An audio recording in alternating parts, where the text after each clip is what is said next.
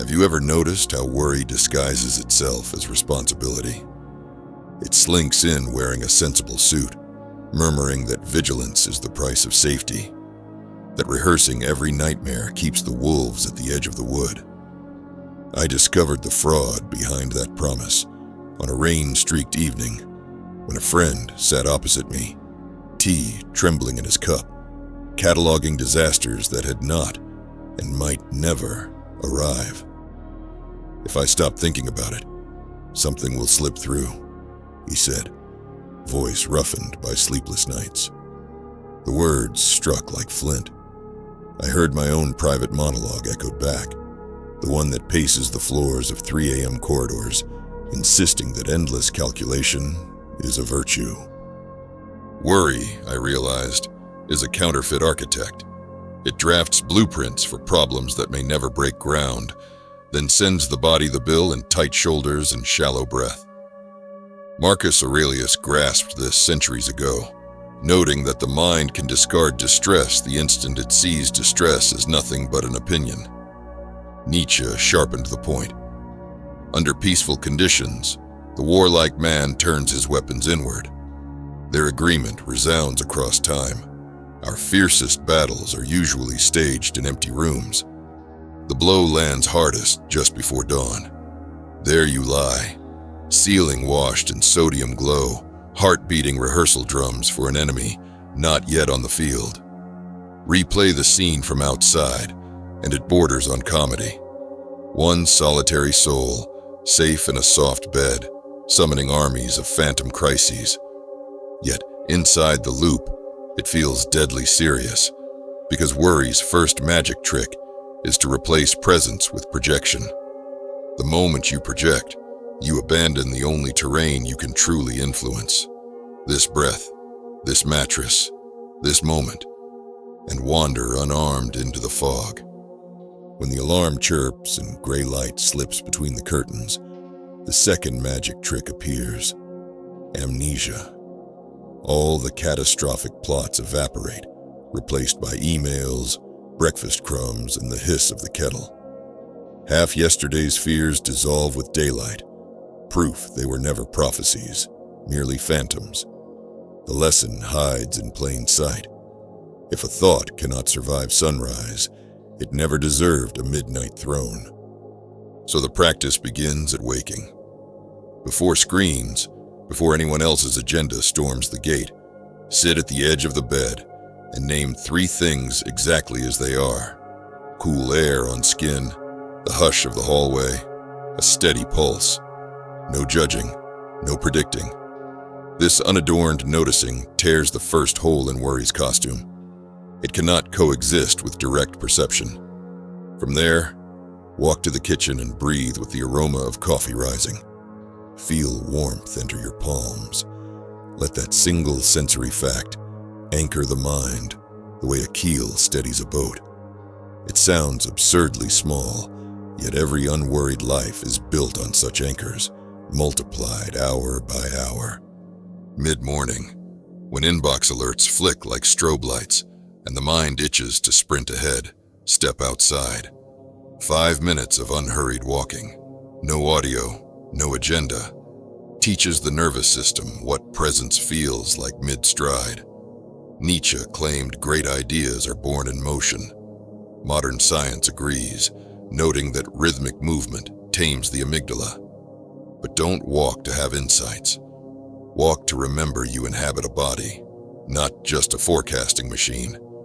Asphalt underfoot, wind against cheeks, the smell of wet bark after night rain. These tangible details are antidotes to hypothetical terrors. Around noon, when the day's architecture lists under meetings, invoke the courage hour.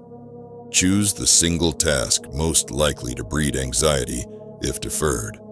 Set a visible timer and begin. Worry hates timers because they convert possibility into action, turning vague dread into measurable progress. Finishing is less important than proving to the brain that movement, not speculation, generates safety.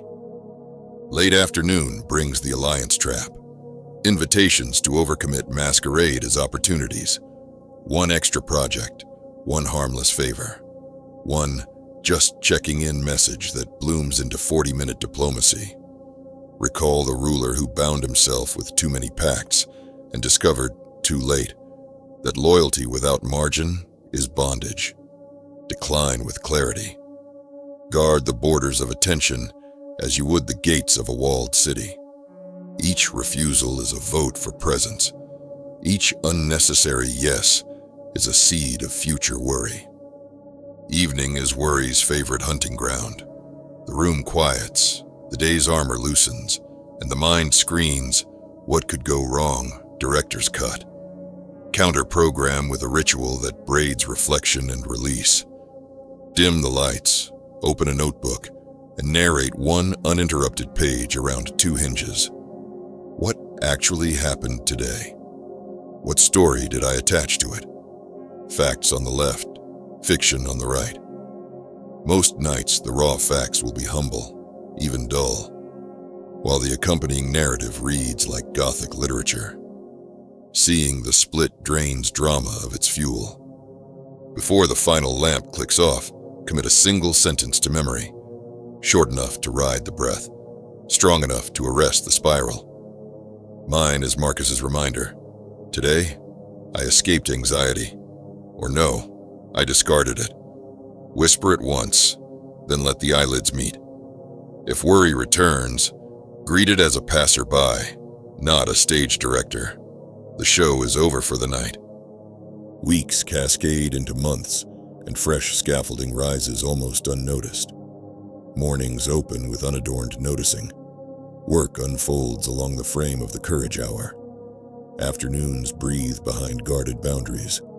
Nights settle into ink and candle. The external world remains unruly.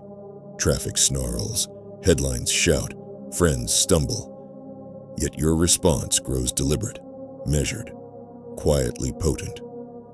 Others sense it in subtler ways. Your voice loses its tremor. Your shoulders lift as though someone removed a hidden weight. Laughter reaches the eyes instead of stopping at polite volume. Something else shifts too. The texture of time itself.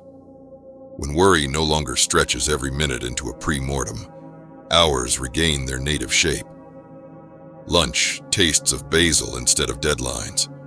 The walk home becomes geography rather than a mental whiteboard. Even waiting in line evolves from purgatory into rehearsal for gratitude. 10 extra breaths to notice the spine lengthen, shoulders soften, pulse steady.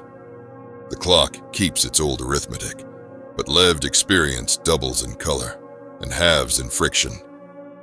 Friday dusk calls for an unspoken celebration. One favorite song at unreasonable volume, a doorway shuffle, a toast with sparkling water to honor every catastrophe that failed to materialize. The gesture looks trivial. The nervous system reads it as evidence that vigilance is not the sole route to survival. Joy, too, stands guard at the gate. Saturday morning is the laboratory.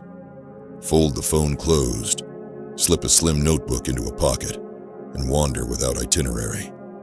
Let the city's early hush become compass, cobbles slick with dew, shutters yawning upward, bread cooling on a sill.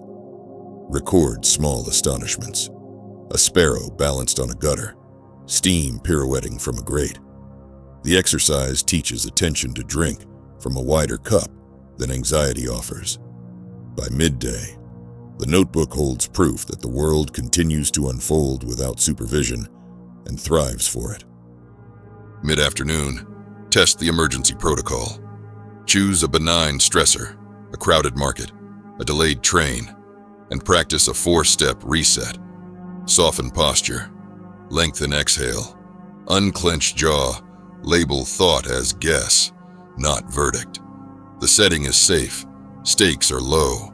The drill forges muscle memory for nights when the stakes feel high and the body forgets it owns an off switch. Mastery grows in daylight rehearsal long before it saves you at 2 a.m. Reserve one Sunday each month for a deep reset. No alarms, no news, no errands with ticking clocks. Rise when the body rises. Eat when hunger, not schedule, calls. Spend an hour walking without destination, an hour reading without annotation, an hour listening to silence thick enough to touch. By nightfall, the mind feels newly laundered, the week's residue rinsed away. Monday inherits a field already plowed, ready for deliberate seed. Yet, almost anything is not everything. There will be seasons when grief cracks the voice, when the scan returns positive, when the market does collapse. In those hours, the rituals do not guarantee ease, they guarantee capacity. Presence does not cancel pain. It clears a workbench where pain can be shaped into meaning. The breath still shortens, but a trace of space surrounds it. The heart still pounds, yet the pulse no longer writes headlines. You become the blacksmith who tempers the blade rather than the ore that shatters in the forge. Once each quarter, mark a constellation night. Walk beneath the stars, note how some shimmer faintly, others blaze. All endure indifferent to human forecast. Let their aloof persistence remind you that immediate control has always been an illusion, and that serenity is not apathy, but alignment with proportion. In their silent light, the mind's scale recalibrates, shrinking imagined crises to match their true size. One cool morning, you will notice the uncanny. Tasks click into place. Conversations glide where they once snagged. The body hums instead of buzzes. External conditions may look unchanged, but the coordinates have shifted. You no longer orbit worry. It orbits you, a distant satellite broadcasting weaker each day. That is when everything starts to go well, not because the universe bent to your will, but because you stopped bending yourself into shapes designed by fear. You stepped out of tomorrow's shadow and found, waiting in plain daylight, the only space where life ever happens. Here. And from here, almost anything is possible.